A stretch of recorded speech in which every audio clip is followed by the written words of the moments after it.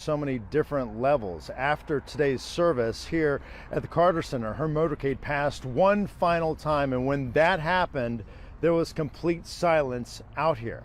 Atlanta News First Adam Murphy was there for that moment. He joins me now live with more on that perspective tonight. Adam? Good evening, Blair. I stood just a few feet away from that motorcade as it passed by the Carter Center on John Lewis Freedom Parkway.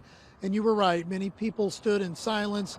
It was that final pass by of the beloved Carter Center.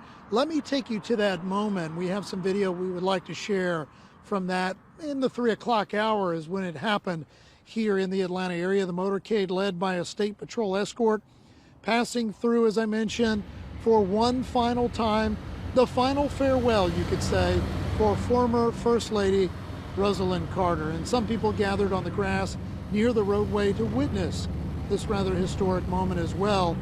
And in short, it was just a real celebratory moment across all aspects out here at the Carter Center today.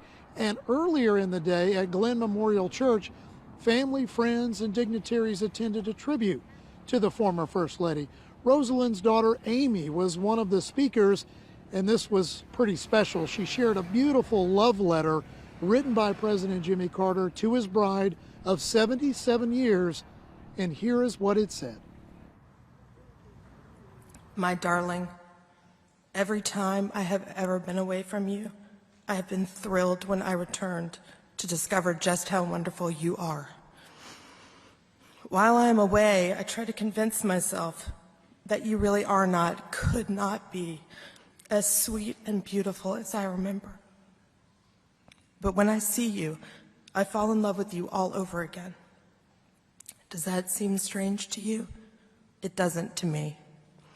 Goodbye, darling. Until tomorrow. Jimmy.